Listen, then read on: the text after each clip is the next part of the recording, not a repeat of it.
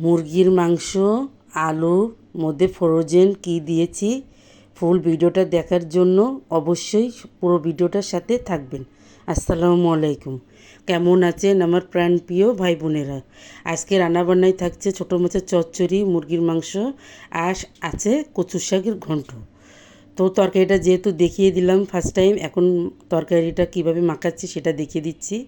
প্রথমে আলু কুচি নিয়েছি, পেঁয়াজ কুচি, কাঁচামরিচ কুচি, ছোটো মাছ, লবণ, হলুদের গুঁড়া, রসুন, একটু আদা পেস্ট একসাথে, জিরার গুঁড়া, পরিমাণ মতো তেল, সব কিছু দিয়ে একসাথে ভালো করে মেখে নিয়েছি সুন্দর মতো। ছোটো মাছটা যতটা সুন্দর করে মেখে নেবেন তত খেতে মজা হবে। তো ভালো করে হাতে মেখে নিচ্ছি, দেখতেই পাচ্ছেন সুন্দর করে মেখে নিয়ে এখন ভালো করে যে আপনার ওই যে দেখিয়ে দিলাম কড়াইটা আগেই বসিয়ে রেখেছি, তো এই যে হাত ধোয়া পানি দিয়ে দিলাম, দিয়ে আমি রান্নায় বসিয়ে দিলাম। এই যে এখন দেখেন আমার চচ্চড়িটা রান্না হয়ে গিয়েছে। তো ফাইনালি টমেটো কুচিও দিয়ে দিয়েছিলাম। এই যে আমার রান্নাটা হয়ে গিয়েছে। এখন আমি মুরগির মাংসটা বসাবো। তো কড়াইটা আমার ভালো করে গরম হয়ে গিয়েছে, তেলও দিয়ে দিচ্ছি। তেল গরম হয়ে গিয়েছে, এখন পেঁয়াজ কুচি দিয়ে দিচ্ছি। পেঁয়াজ কুচির মধ্যে নাড়াচাড়ার মধ্যে গোটা সমস্ত গরম মশলাগুলো দিয়ে দিচ্ছি। প্রথমে তেজপাতা, তারপরে কিছু এলাচ, দারুচিনি, আর আজকে দিচ্ছি একটু গোলমরিচ গুঁড়া করে।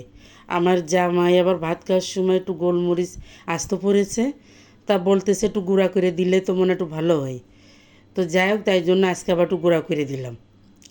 তো মশলাটা যে হামান দিস্তে ভালো করে গুঁড়া করে দিচ্ছি আর কি, এই যে দিয়ে দিলাম। তো এখন এই যে পেঁয়াজটা মশলাটা ভালো করে নাড়াচাড়া করে আমি আদা বাটা, রসুন বাটা, সমস্ত রকম যত গুঁড়া মশলা সব একসাথে পেস্ট করে অফ ক্যামেরায় দিয়ে দিয়েছি। দুঃখিত, আমি মশলাটা দেওয়াটা আপনাদের দেখাতে পারছি না, ক্যামেরাটা মানে অন করিনি, ওইটা এর জন্য ওঠে নাই। এখন এই যে আমি মশলাটা ভালো করে কষানো হয়ে গিয়েছে, তেলও উঠে এসেছে।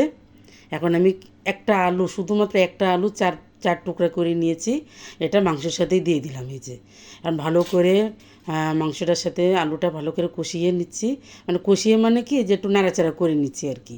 এই মশলার সাথে ভালো করে মিশিয়ে নিয়ে কষানো পরিমাণ অনুযায়ী কিছুটা ঝোলের পানি দিয়ে দেবো, যাতে এতে আমার কষানোটা হয়ে যায় এই ঝোলের পানিতে। তো আমি ভালো করে মিক্সড করে সমান করে নিয়ে ঢাকনা দিয়ে ঢেকে দিচ্ছি, কষানো হওয়া পর্যন্ত অপেক্ষা করব।